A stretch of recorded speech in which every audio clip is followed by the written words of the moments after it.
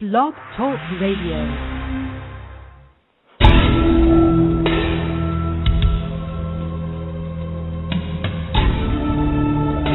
You are now listening to True Murder, the most shocking killers in true crime history, and the authors that have written about them.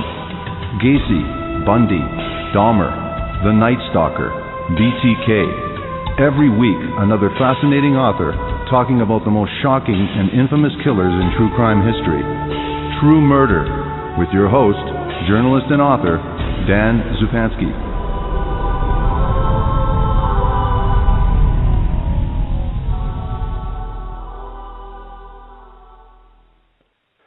Good evening. This is your host, Dan Zupansky, for the program True Murder, the most shocking killers in true crime history, and the authors that have written about them. In May 2012, suspected serial killer Angel Guridy-Cabral was extradited from the Dominican Republic for the 1993 murder of his girlfriend Altagracia Valdez, 24, after new DNA technology linked him to the crime. Valdez was found on the living room floor of her apartment, her baby son unharmed nearby. She was stabbed in the neck and shoulder and appeared to have been sexually assaulted. Guridy-Cabral fought his extradition from the Dominican Republic for nearly 2 years. Police also suspect him in a half dozen other crimes in the Bronx, Manhattan, and Queens, including rapes and murders. But he could only be charged with the 1993 murder due to a clause in the extradition deal. He was a detective supervisor for 19 years and commanding officer of the Bronx Cold Case Homicide Squad, personally working on hundreds of murder and missing person cases in his career. He has written The Criminal Investigative Function, a guide for new investigators, a real-world look into criminal investigations from the crime scene all the way to the courtroom, all the actual legalities that impact investigations the most. The book we're featuring this evening is Bronx Cold Case Homicide, the Investigative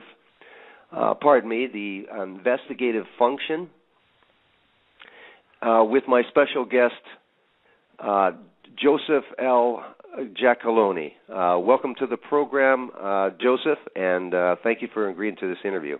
Hi, Dan. How are you?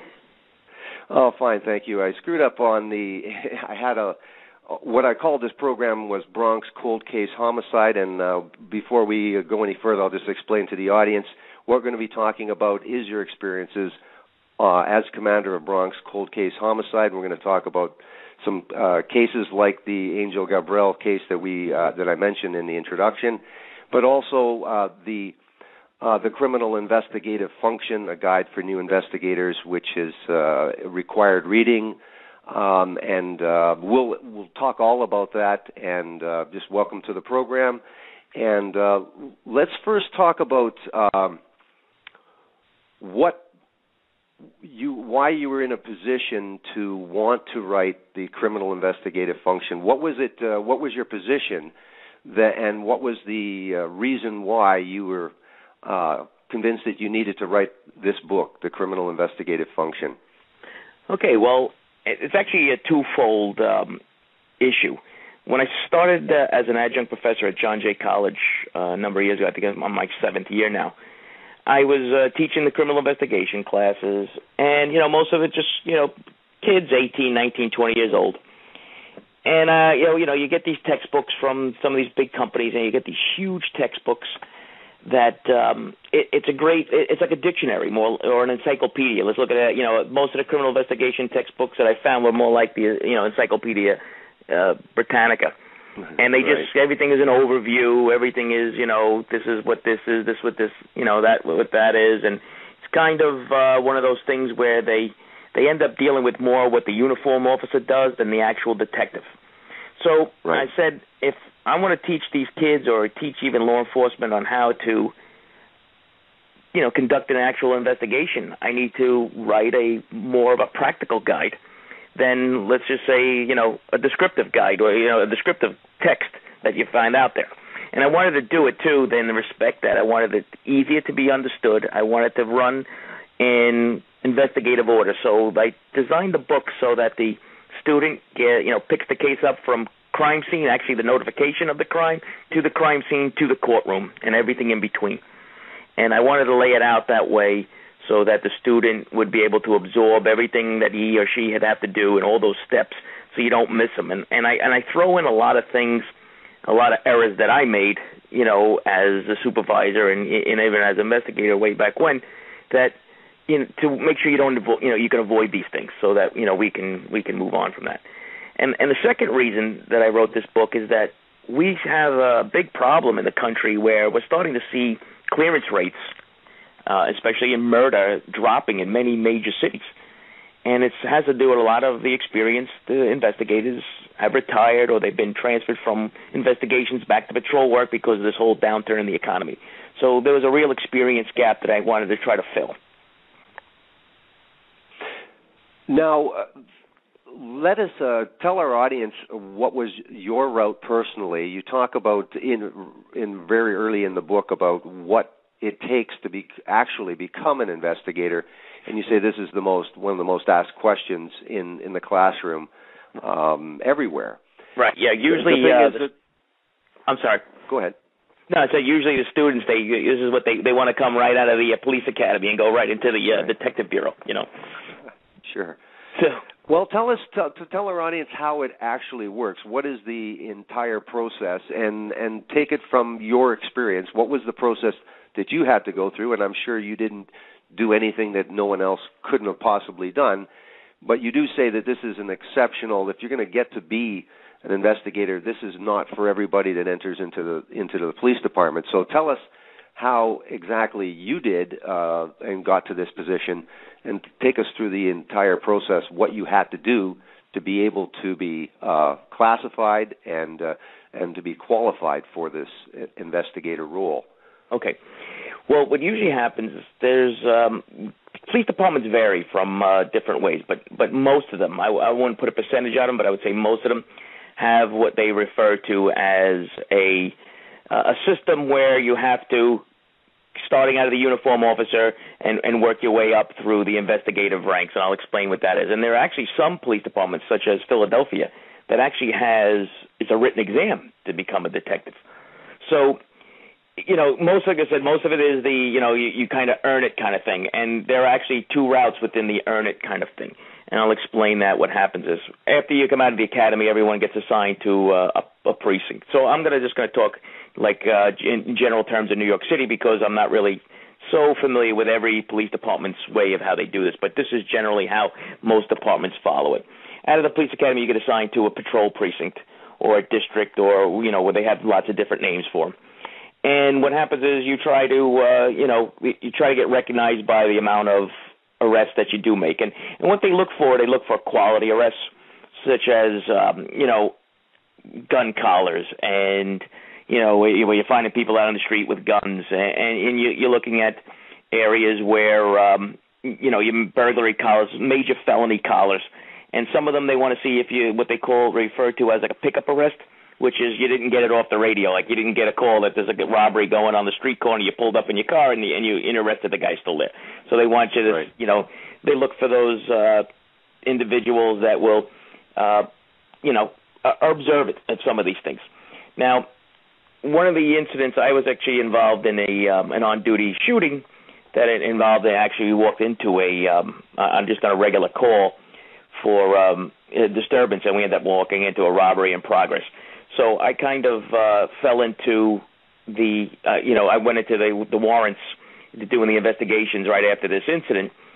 And what happens is, after a certain number of arrests, what happens is most of the police officers, they go into what they call the anti-crime unit, which is the plainclothes assignments where you're, driving around looking for guns and robberies and burglaries. That's basically what your role is. And it's, generally you're working nights, and you're doing, you're really doing like that, beginning to build that investigative work. Once you're done with the anti-crime section, you will then be chosen by the detective bureau. And what happens is, in the city, what they have is the precinct's patrol officers and the detective squad are in the same building, but they're run by two different bureaus. Each one has their own chief, and each chief is the same rank, so it's really becomes like they're really separate, if that makes any sense. Yes. So what happens is, And that's just so that, nobody, sticks their nose into an area where they shouldn't, So each one has the same level of rank so that you keep the peace that way. Everyone knows what their role they have to do in between the detective bureau. And when I got promoted to sergeant pretty quick. And, it was for, basically for, exams, for promotional exams in sergeants. And what they do is they scoop up people who have this type of experience or even don't into the Internal Affairs Bureau. And I ended up going into the Internal Affairs Bureau as an investigator, as a sergeant, and working there. There's basically, you can volunteer for it, but most people are forced to be there. And you learn how to do the internal investigations, which, are easy and difficult all at the same time. And what happens is after you do your stint there, you generally last a little over 2 years or 2 years. I ended up in the 110 Precinct Squad, which was out of Corona, which actually covers, Shea Stadium, and now it's Citi Field, where the Mets play, and the tennis courts. And then you have, your other sections of Corona and Elmhurst and all these other locations. And there I was responsible for, we had about 27 detectives, and we handled all the major crimes, murder, rape, robberies, you name it. These guys and girls handle it. And part of my job was being able to manage these things and get them, make sure that where these cases are going up. And, going out and making arrests with the teams and, finding, doing search warrants and those kind of things. And that's basically how that aspect of my career went. And then I was going to school. I finished up my master's degree while I was trying to do all this stuff, believe it or not. I was married, no kids, so it was a little easier to go to work and work all day and overtime in school, but then you had to get your teachers to, try to help you out and try to explain to them, like, hey, listen, sometimes something might happen. I might not get to class. So, most of the teachers were, could understand it. But believe it or not, I didn't miss too many classes because of that. And what I did then was, after I got my master's degree, and the chief had reached out to me and wanted me to put together the training unit for the detectives.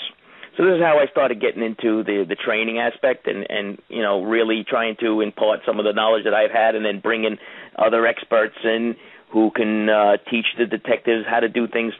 And my responsibility there for a couple of years was that I ran what we refer to as like the NYPD homicide school, which I was going to ask you about that because that's very interesting. You were the director of New York Police Department Homicide School. Right. I ran 6 accredited homicide courses with college credits where the detectives actually, upon successful completion of the class, they have to take an exam, and they would get 3 college credits. So it was more of, a learning experience for the detectives to get all this information about how do you investigate a homicide. Because when you look at homicide, and I know from your, reading about you and your site and your books, one of the things that you learn is that a homicide is what we refer to as the exemplar, or the example for every type of investigation. Everything that you can learn how to investigate in a homicide you would use for the much lesser crimes.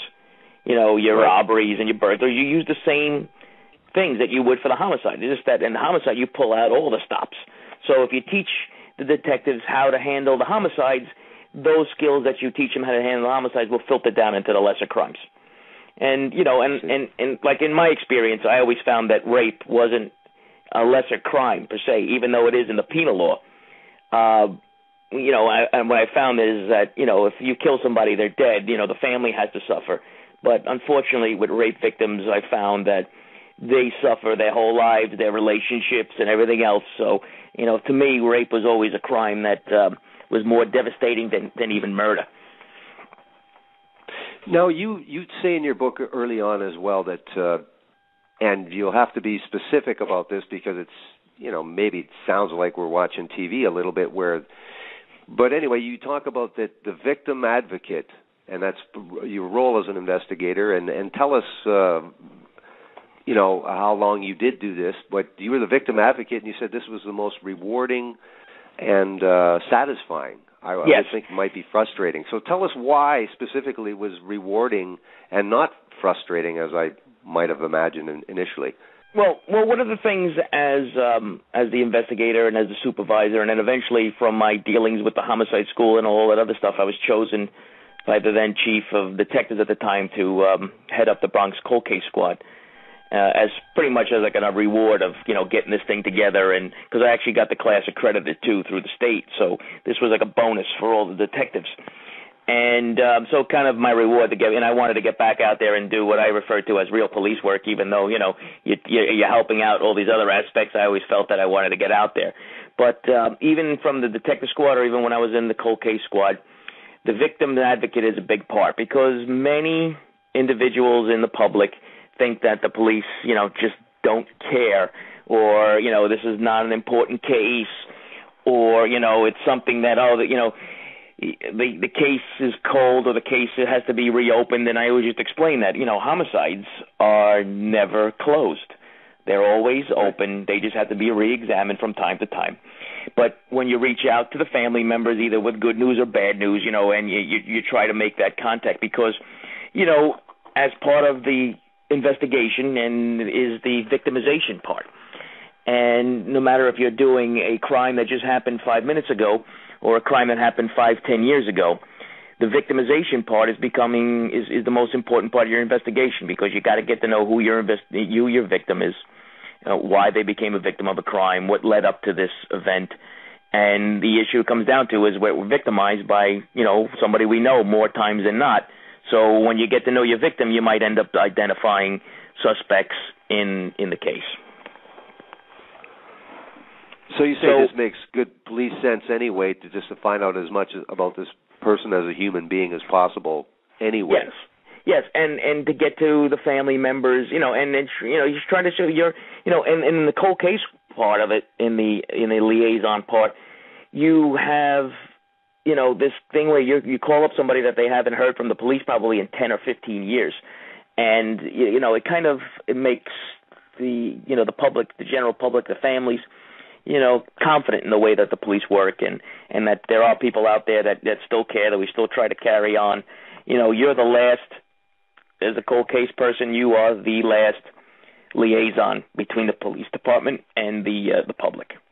And, and that's your role as the advocate to keep that relationship going. And you have to be very careful when you're dealing with that also, because you don't want to get somebody's hopes up high. So, if you're contacting a family, you have something, either was a DNA hit or some other type of, information maybe from, that was developed through an arrest, or somebody now wanted to make a deal. I mean, as well as I do, there are a dozen things why cases that were so old that all of a sudden now come to light because new evidence comes out. Sure. You must have seen the DNA has been probably the thing that people hear about most, because that's the thing that it's not the only thing, but that's what people hear about most is new DNA discoveries, because DNA technology advanced, and for example, you could use a smaller sample to be able to do more detailed tests as time went on. So, and some police departments, before even the advent of DNA, had the good sense or forethought to package everything up, and so.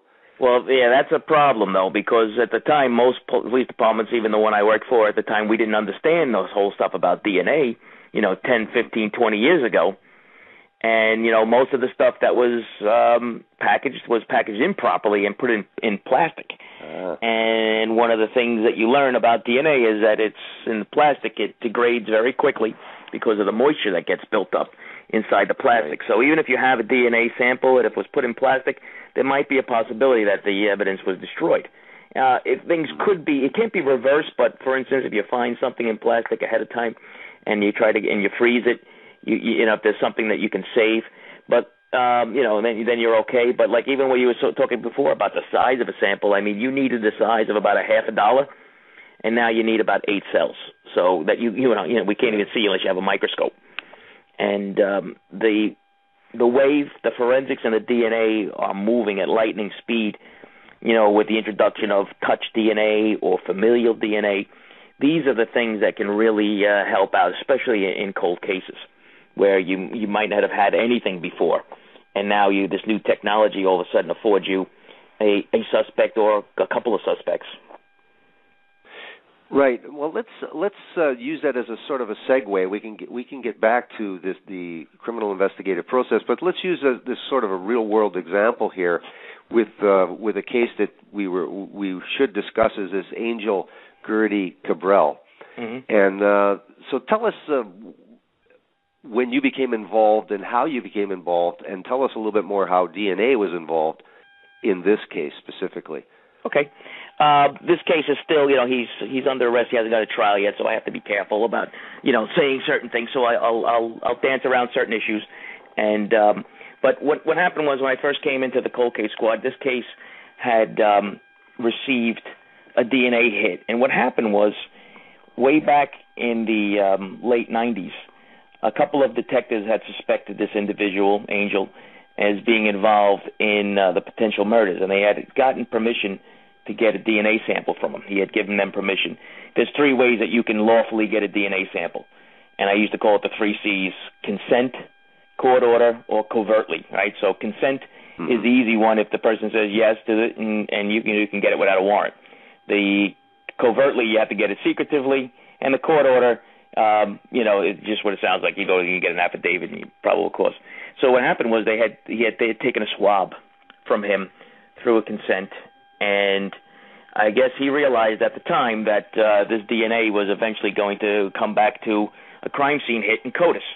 Now, there are 2 different databases in CODIS. You have the crime scene database, what they refer to as the forensic database, which is your unknown, and then you have your known database, or your convicted database, which is anybody that's, certain states, different rules, but some of them have now arrest, some of them have conviction, and they take a DNA sample of, and they have the person's name and all the information, and they have it in the system. Well, lo and behold, at the time, DNA took a long time in order to get stuff back. By the time the DNA hit had come back, he had fled the country. And you were kind of like at square one. And what happens was, back at the time when the Dominican Republic and the United States really didn't have any extradition rules, anybody who went back to the Dominican Republic, you were basically not getting them out of the country. So, yeah, that's basically where it was. It was an old administration. I forgot who the president was at the time, but it changed. It changed a number of years ago when a new administration had come in and wanted a friendlier posture with the United States. And, well, what happened was the detectives, and we started working on these cases, and we started to realize some similarities between some of the other crimes that had happened in different, within the Bronx and different boroughs. And the detectives put this together, and they ended up finding several cases that, could match this stuff. So what we did was we went and found all these cases. You dug up all the evidence. You had DNA tested, and lo and behold, he gets hits on, different cases. So... Wow. Yeah, so and it's like, it's amazing though, like, when you sit there and we had gone and we had spoken to family members and different things to try to find out what exactly was going on, try to find out the connections. There's one thing that you're looking for, and when you're developing a list of suspects, and I put it in the book, I always say you have to look for MOM, the means, opportunity, and motive. Those are your 3 elements that you have to satisfy before you have a suspect, because if you can't get one of those elements, you don't have a suspect.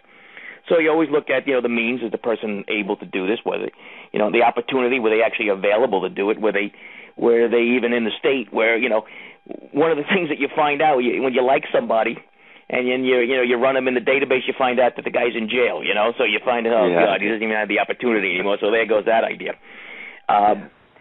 And then the motive, of course. And you know what? Motives run the gamut. Most people are killed for love, money, and drugs. So you can, pick any one of those 3 and run just about any case with it. This one just happened to be, acts of random violence at some points. So, not even, love, money, or drugs. Just one of those things. Without compromising the upcoming trial, what was it about those cases? What was the shared characteristic, or one of the shared characteristics, that sort of pointed in the direction that it could be this one offender? We would call it behavioral crime scene analysis. So, things that happen in the crime scene that you would actually that happen in different boroughs, so there would be no way that these things wouldn't be connected. So, I know I'm talking a little vague, but I think you can understand what I'm referring to. Like, so something happened in the specific crime scene that normally doesn't happen. I mean, you look at the behavioral evidence a lot, where it's not so much the modus operandi, the MO, but the signature, if you want to call it, right? Exactly. So he left a specific signature at one borough, and then he did another crime similar in another one and left the same signature. So you were able to then tie the two crime scenes together without even before DNA evidence, because they were so similar that you would, it would be pretty simple to do it, but you had to look for them. This wasn't one of those things where, oh, by the way, you just push the magic button on CSI Miami and you find out all this information. Now, how much was this information reviewed? Like, was this a sort of, oh, geez, that case, well, wait a minute, I think that case reminds me of this other case. How much of a review did you guys have to do to then see those similarities between the shared signature of those crimes? Was it something that some of your detectives had worked on before, or you had to refresh yourself? Tell us exactly how that process was. This was a long, painstaking process where you just read about every open homicide that was out there. And at the time, there were 4,000 open homicides in the Bronx alone that we had to deal with. Wow. And that didn't include New York County, Kings County, which is Brooklyn, Queens, Staten Island, which is known as Richmond County. So you were dealing with thousands and thousands of homicides. And the records that they had kept back then were all in books. So they were in the process, or they're in the, they've probably finished by now, the process of getting all this information into an electronic database. Now you say, well, how do you not have all this information? I mean, when you have volumes of, books, it takes a long time to get that stuff entered into the system. So eventually it'll be, they had a lot of it in there, but, some of the stuff you still had to look through books. But what you would do is you would do your searches. So you would pick, female victims, stabbing, shooting, whatever, you choose whatever cause of death that you think that you would be, looking at. Or let's say if you had cases where you thought where there was like prostitutes were being used, and that wasn't in this case, but you would check off, prostitution, as a possible, reason why that the victim and the perpetrator are actually together. So, there's different things with computers now, and the analysis that these things can do are amazing. But most of the stuff we had to do was through looking through books and then pulling the cases and finding the cases, which always becomes a mystery all in itself. Some of these cases 20 years old, 15 years old, and you have to go dig through the archives. And like I said, sometimes that's part of the mystery itself, trying to find these cases and then find the detectives. And you think nothing of reaching out to a detective that looked at it, that investigated the case 20 years ago. I mean, the guy's retired now, 10, 15, 20 years sometimes, and you call him up at the house. You'd have to call the union, you get the phone number, you get the thing, and you reach out to these guys. And never once did I have somebody tell me they didn't want to talk about it. Sure. Yeah. People have to understand that when they choose murder as their, and I say this quite often, that when people choose murder as their answer to get out of their problems, they don't realize the wheels that they put in motion. I mean, there are people like myself and many of the other members of police departments all across the country. This is what they do. They don't give up. You're like a pit bull. You just grab onto something and you keep on and pulling at it. And it really, what everything comes down to, and no matter what investigation you're looking at, everything comes down to your interviewing skills, getting information from people, asking the right question, and that's why we always do all our interviews in person. So sometimes these detectives would travel all over the country just to talk to people. You could do things over the phone, but you don't get the same thing. Like, so for instance, if you or I were sitting in a studio right now, conversation would be different because you could watch body language and cues, and you could ask a question and then I might think of something else, and you could see the eyes light up, so we know that you're on the right trail on something. If you know what I'm talking about. Sure. Yeah. Absolutely. So, I mean, these are some of the things that you as an investigator do, and I always try to preach to every investigator I speak to now, even after I'm retired, that always do your interviews in person. because you see the face, you watch the nonverbal body language, you see if they're comfortable with certain questions and not. Well, there's certain you hope to sometimes intimidate a witness, and it must be a little bit easier in person than over a telephone. Right. Well, I say I don't like to use the word intimidate, but it's, like everything else, if you have a police officer standing at your car window asking for your license, registration, insurance card, it's a lot more unnerving than it would be to, if you just see him or her sitting on the side of the road. It's not really so bad. But yes, I mean, your mere presence alone is what they actually have on the continuum use of force. And police use of force is the first part of police force is your actual presence, wherever it may be. Foreboding as it may be, the uniform, the suit and tie, and your pin, it's just one of those things where your personal appearance plays a big role in that. So detectives always have to look the part, shirt and tie and suit, and that's what people expect to see. Now, a big part of investigation is the interview, and so tell us, you taught homicide school, and you were commander of this cold case squad. Tell us about interviews. I mean, we kind of know from television, but tell us the real skinny on what is your real philosophy behind interviewing, and if you can impart some of a particular interview yourself that you were involved with. But tell us about the interview. Okay. One of the things about, there's two different aspects of this, right? You have interview and then you have interrogation. So the interview is the knocking on the door and asking for information. And I remember we went to this house on an old case, and we knocked on the door, and this little old lady answered the door, and we told them we were from the cold case squad, and then she's like, from television, And we just laughed, and we said, yes, and then we said, we're investigating this case, and she stopped, and she looked at us, and she says, you guys are still investigating this thing, And we're saying, yeah, we just laughed and whatever. So we were talking to her, and what happened was her husband was an ear witness to the case. He had heard this gunshot that had happened, and he had ran to the window, and he saw this car driving away from the scene. He saw the body laying there. And, so now it's like, I could see how old this lady is, and this happened, I think it was like 18 years prior to that. So I'm like dancing around the issue now, because I don't want to ask her right out if her husband is still alive or not, and it's kind of difficult. So I'm kind of like beating around the bush, and she's just like, okay, Sonny, you could just ask me.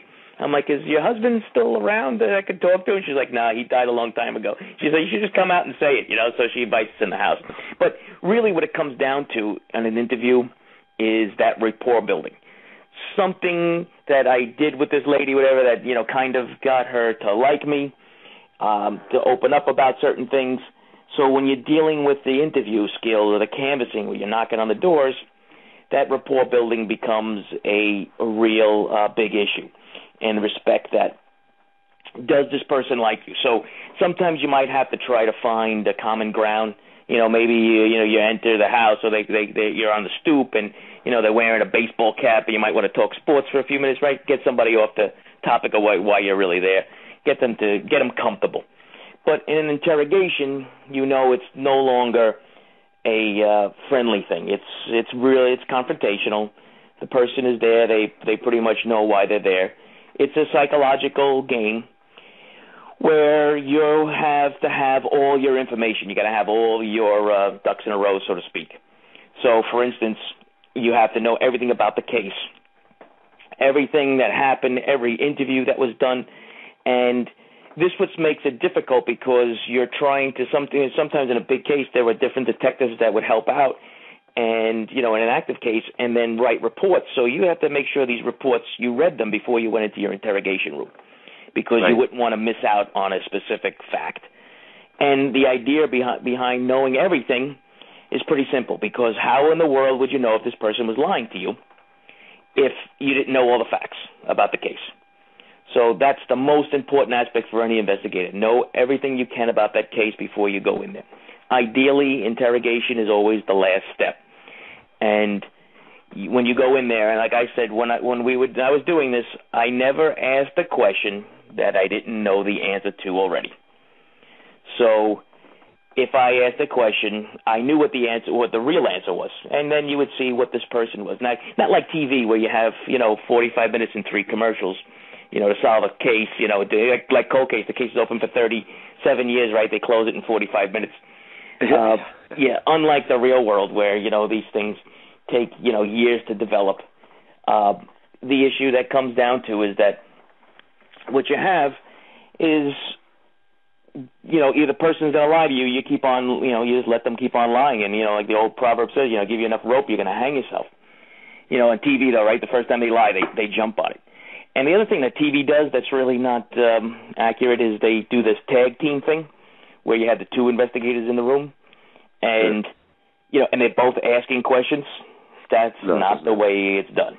There's only one person that asks the questions. The other person is there for taking notes. And I say, they're like children. They're seen and not heard.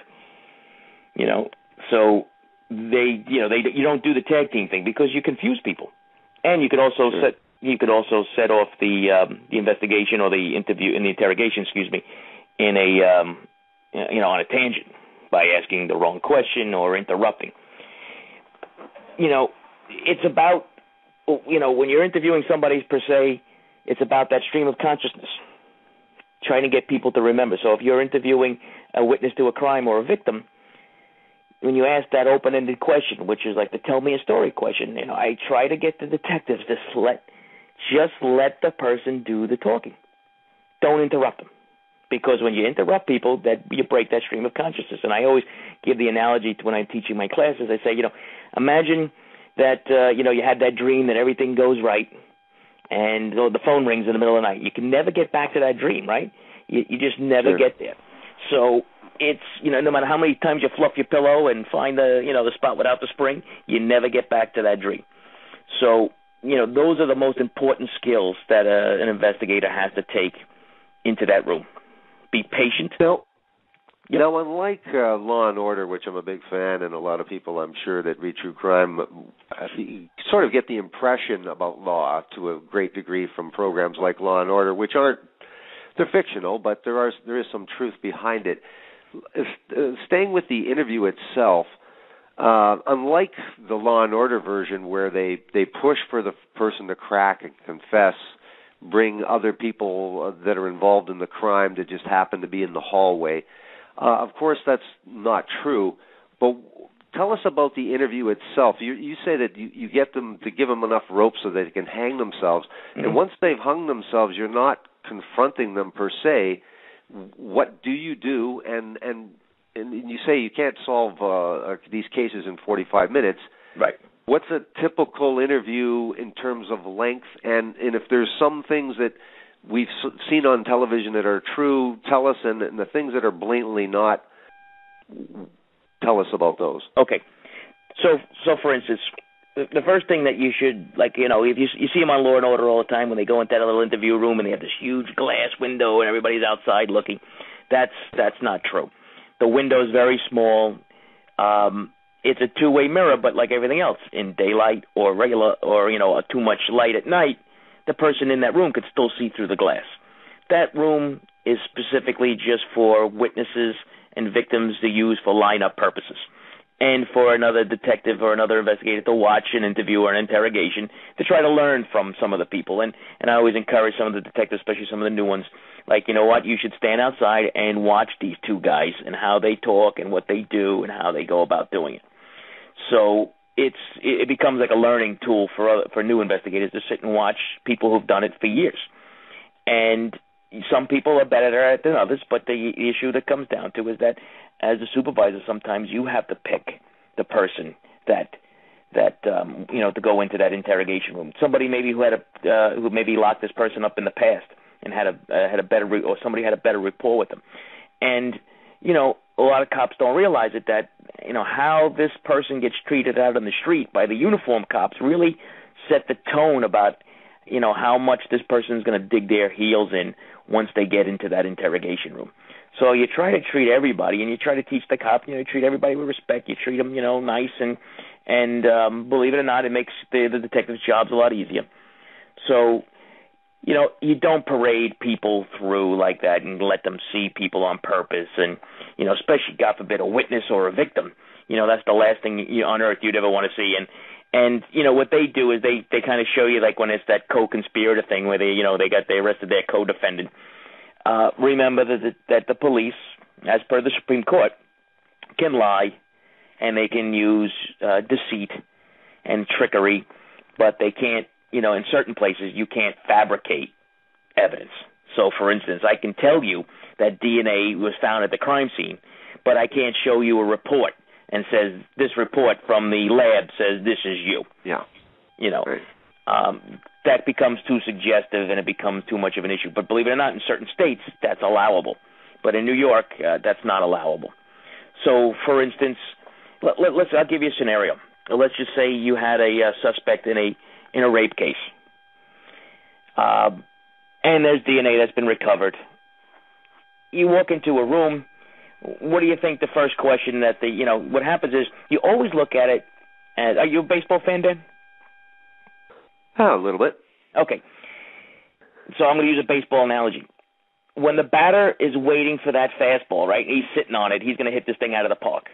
But if he's waiting for a fastball and that slow curveball comes, what happens to the batter, right? His knees buckle, he doesn't know what to do, he can't swing, and he kind of looks foolish.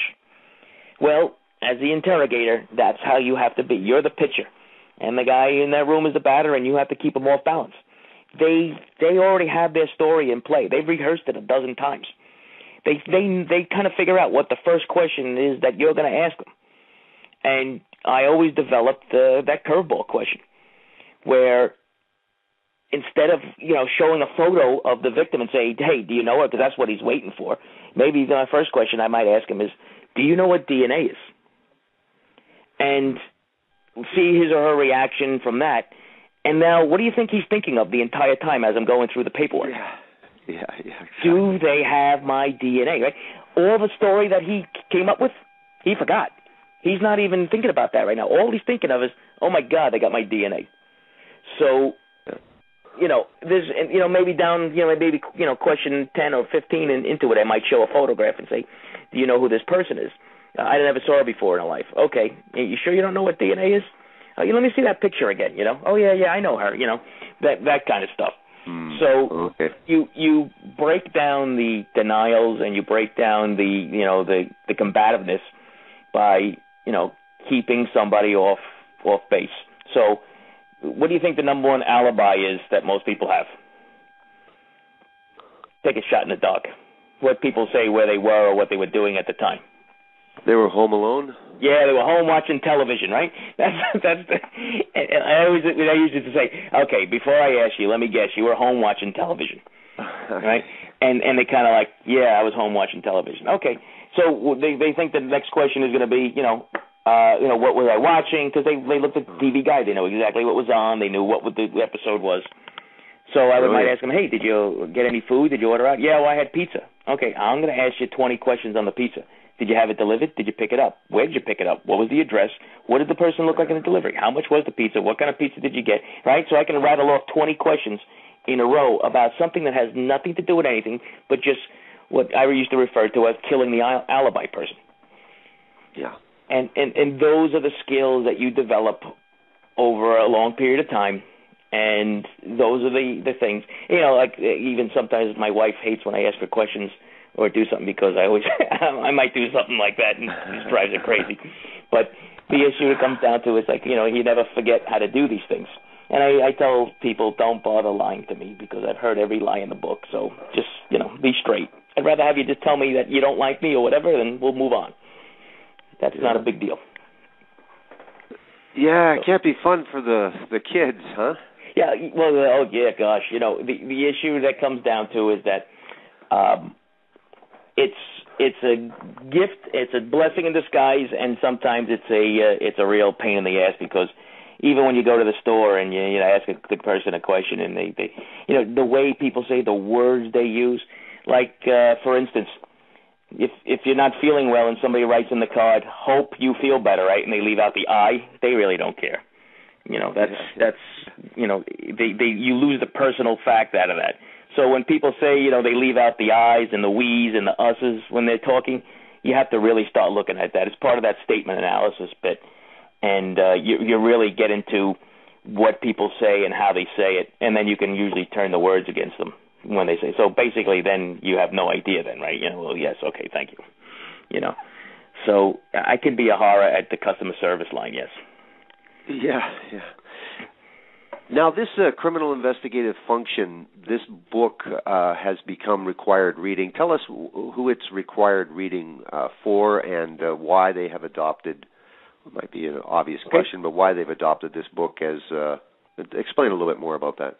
Okay, actually what happened was I didn't find out right away. I was, somebody had told me, they said, Joe, your book on Amazon is like number 2 in all of law enforcement books. And I'm like, what? So I went on to Amazon. It's not like I check these things every day. I go on to Amazon, I see that it's number 2 in all of law enforcement books. And I'm like, what is going on? And I said, maybe 2 or 3 people bought it in the same day. Who knows? And it wasn't during a school semester where, you might have a couple of colleges using it at once and you see the book sales, skyrocket. This was like in between time. So I reached out to the publisher and I said, well, listen, the book for the last couple of days has been really selling a lot. Now it's sold out. What's going on? Oh, we didn't tell you? I'm like, no, what happened? Oh, yeah. The state of New Jersey had requested a review copy, the Civil Service Commission, and they decided to use it as an adoption for police promotional exams. I almost fell off the chair when they told me this. It started off with the sheriff's exam, which was something like 1,200 sheriffs. So I was like, I was proud of it because it kind of gave my work some validation about how easy it is to read and how any police officer or detective can use this book. And it's actually led now to the second edition just became published a week ago. So, great. Congratulations. Thanks. Yeah, we completely revised it and expanded it. We added, we made the book larger in the size. We added 100 pages or so with illustrations and photos. So I'm trying to build a so-called beachhead in the criminal investigation textbook realm because there are hundreds of criminal investigation textbooks. What separates mine from everybody else's is that it's a practical guide. And so New Jersey picked it up, was very exciting.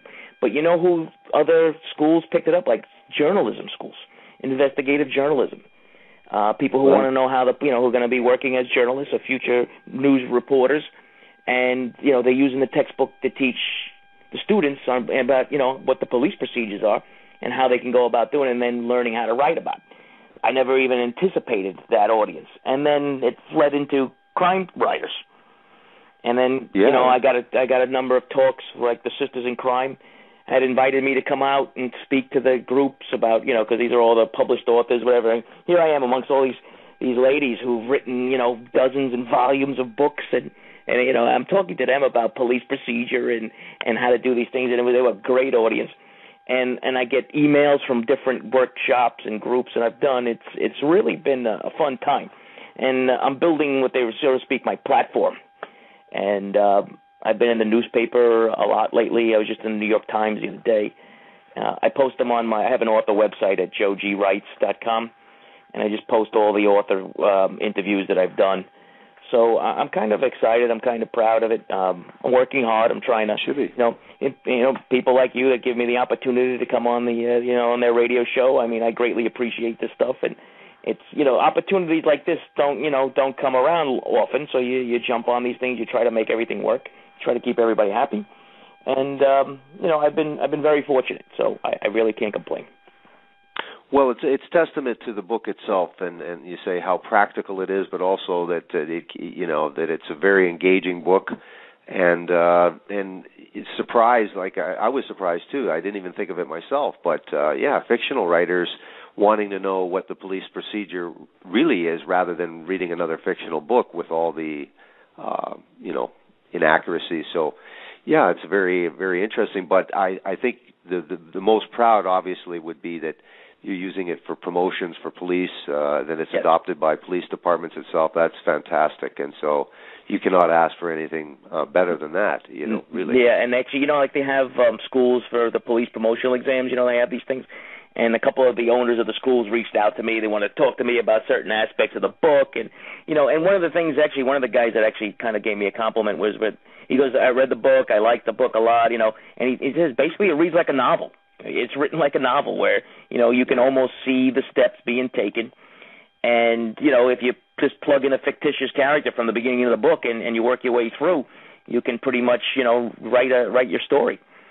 So, I never thought about these things before. It's always strangers that bring these things up to you, that you just sit there and you scratch your head. You say, wow, never thought of that. Well, I think that's the thing that the true crime, I know that the audience that we have, I've done some varied programs. I always talk about the perspective. So the authors come from different perspective by nature of who they are. Sometimes it's a journalist. Lots of journalists team up with police officers for that invaluable connection and connection to police information, and also I think just to give them the nuts and bolts without having to try to concoct that themselves for the book itself. The other thing is that we've had perspective where we have judges, we have lawyers, we have victims and victims' families, and so all these different perspectives. But what I found interesting was the Bronx Cold Case Squad homicide expert, somebody that's been in the field, and then takes us all the way through from the very, very earliest stages right to the courtroom and to the conviction. So that's something that you just don't get, and I think that's what people appreciate, that you taking the reader through this experience as you did it yourself, and then using certain cases as examples. So I think that's the perspective that even the true crime reader is looking for, just a different little perspective because lots of true crime books are fairly formulaic, so it's interesting when somebody like a police officer writes a book because of his involvement and because of the incredible access that he has and from his perspective. So, right, and one thing is, like, if I ever decide to write a fiction book, I don't have to do all that research, which is great. So, yeah. And, I guess if I had to write a book on, how to work a computer, then I'd have to do, months' worth of research. But, this is something where, I did it for so many years that it's kind of old hat. And like I said, my real goal is to write a fiction book. That's my real goal. But I'm actually currently writing 2 new books. Also, practical guides. I'm doing a police patrol book, and actually a law enforcement. It's basically like the handbook for or a guide to somebody's law enforcement career, which is basically for that 18, 19, 21-year-old crowd out there who want to get involved in policing. It's a great profession. It's a noble profession. And, and it's right now is the time. If any of your listeners, anybody that follows you, I know you have thousands of people that follow you on this. This is great. I always tell my students, if this is what you want to do, you have to go out and do it. So you have to go out and actively pursue a test and take the test and do all these things. No one's going to, just hand you a police badge and a gun and say, here, we heard you wanted to do this. Yeah. And I think this will tell you whether you have what it takes as well, because this takes the fictional varnish off of the whole thing and tells you exactly how things are actually done. And you sort of warn people in the beginning of the book that, if you think this is going to be easy, maybe you should apply for something else. Yeah, so, on average it takes about 10 years to get to where you really want to go. And now, when you talk about the young person, are you sort of, for the audience that doesn't live in New York City, it lives in smaller centers. I'm in Canada, so I'm in a place that's maybe 700,000, but certainly you're in the biggest fish pond city in one of the biggest cities in the world, and with that comes some very, very, very serious crime, and so murder is different, and rapes are different, and yes. Like, again, you just mentioned a serial killer like it was nothing. Lots of people, have read about serial killers. That's about it. You have, worked and been involved with serial killers. Right. So, I mean, what's interesting about New York is that we don't have a lot of, people think, based on TV and stuff, that we have all these serial killers running around. Believe it or not, in New York, they're very rare. I mean, I can name 2 or 3 or 4 of them off the top of my head. But we have a lot of what I refer to as acts of random violence, right, where somebody stepped on somebody's sneaker in the subway and they got shot dead for it. I mean, it's amazing some of the things that you see and, some of the things that are killing. But we're having a phenomenal year the last 2 years in murder. I mean, we had the lowest rate of murder since, like, the 1960s.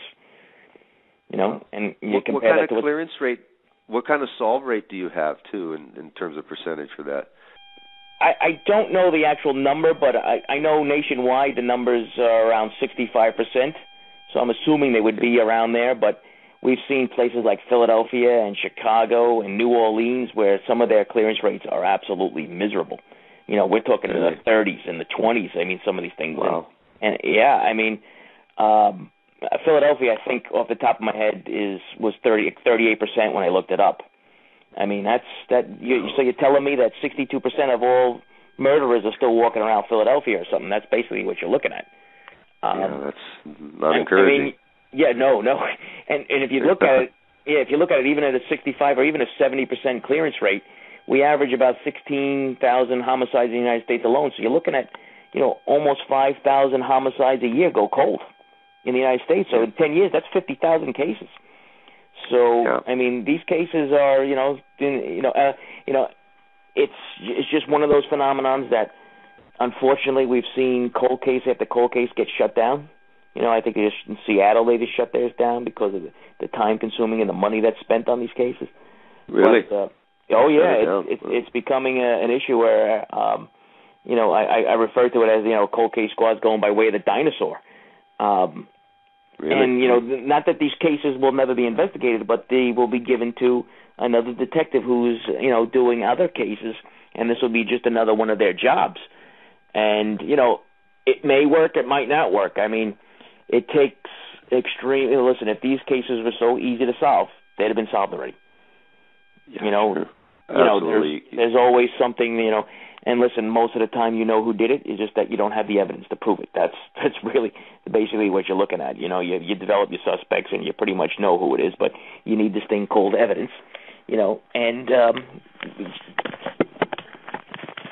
just because, you think, that doesn't mean anything, So it's one of those issues where it can be very frustrating at times, and it gets frustrating dealing with district attorneys and stuff like that, because even in a cold case, I don't know if people realize this, that even though you develop probable cause to make the arrest, right, because the case is so old, you just don't go out and slap cuffs on somebody. You have to sit down with the district attorney who's going to prosecute this case.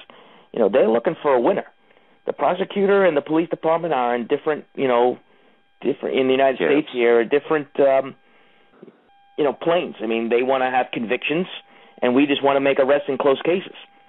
So one's like kind of, they both personal perspective, in regards to your personal performance, but district attorneys get rated in, on how well their conviction rate is. So they, if they don't think they're going to win the case, they want three nuns and the Pope as a witness to a thing that's 20 years old.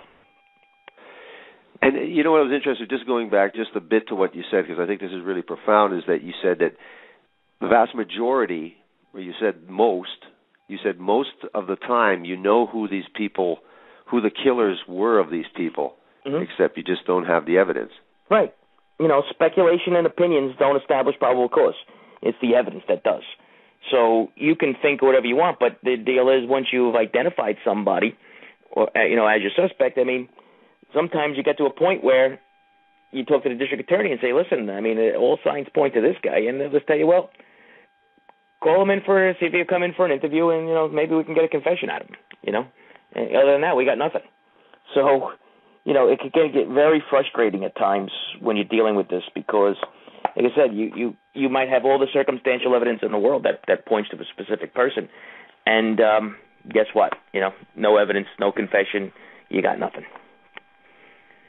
How taxing and frustrating was it for you, and what does it typically do to a guy that's a homicide cop for a few years? Is there a typical sort of burnout rate? Are you the exception to the rule where you seem to be well adjusted? we'll say. Well, so I guess I'm not so much an exception to the rule. I'm probably more the norm than the exception. There are some people that will get burnt out by some of this stuff, but the issue comes down to is you have to be persistent and you have to be determined. That's got to be in your DNA. You can't be one of these people that give up easy. You also, like, for instance, if you're thinking about this career, or you're thinking you're already in this career and you want to go into cold case, I always say, I would interview detectives and ask them questions like, do you like to do puzzles? Do you like to do crossword? And they look at you strange, because that's what this really comes down to. It's a big puzzle sometimes, and you have to put all these pieces together, and sometimes it takes you, hours to put a puzzle together. So if you're going to get frustrated and walk away and just leave the outside of the puzzle, I'm not interested in you. That's basically what you have to deal with. So, and I guess all of the psychology, the strong psychological background that you need to have is pretty well already determined before you get selected for this but this elite squad. Yeah, it's like everything else. You get picked because they believe that you have the capabilities of carrying this thing out, and part of it is do people like you? That's the other thing, is the detectives and everybody that you work with, they have to like you, and they got to be able to, work with you and do these things. So personality comes into a big play. I've worked with people that, that no matter what they try to do, people won't do anything for them just because they're just, not nice people. And it's like everything else. You get more bees with honey than you do with vinegar. And you just go through these steps. And you try to, you got to remember, you're working for the victim at this point, and that's what you need to keep telling yourself when you're doing this stuff, because it comes down to justice. You're the sole person that's talking for this victim. More than likely, any of the victims we dealt with were no longer here. So you take on that role, and you take on that role, and you stick through it until the bitter end. Either you're going to make an arrest, or it's not going to happen, but you give your best. You do everything you can do to get to that place. Well, that's great. Well, I want to thank you very much, Joe, for coming on the program and talking about your book, The Criminal Investigative Function, a guide for new investigators. And give us your website, and you also operate a blog as well. So tell us just that contact again, please. Thanks. Yeah, I have a blog. It's just coldksquad.com, and I have an author page. It's Joe G as in George Writes, then it's WRITES.com, because my last name is so difficult to spell, no one would ever get it right anyway. So unlike Zupansky, right, which is very easy to spell. So, but it was one of those things. And I'm on Twitter, I'm on Cold Case. If you go to any of those, the blog especially, coldksquad.com, you can find all my contact information. And, like I said, I've had in the past where, a writer will ask me a question. I'll gladly take those emails. I just don't want, I had somebody send me their entire book and ask me to critique it. I don't have that kind of time. So, if you have one or two questions you want to whip by me in an email, that's great. But I can't read books. Yeah. And you're available for lectures and seminars or anything of that sort for public speaking? I just came back. I was in November. I was in Jordan for a couple of weeks, the country of Jordan in the Middle East. We did some training. I've been all over, and I've been to different places and invited to do different talks, and I do training, and so I do it all. Well, that sounds great, and I would wish you some luck, but it seems like you're in the second edition of printing, and so you're well on your way, and you got the respect for this book, and the credibility obviously is there. So I'll applaud you for this, and thank you very much for coming on and talking about your experience with. I'm glad we finally got a chance to hook up. I'm glad we finally got a chance to hook up.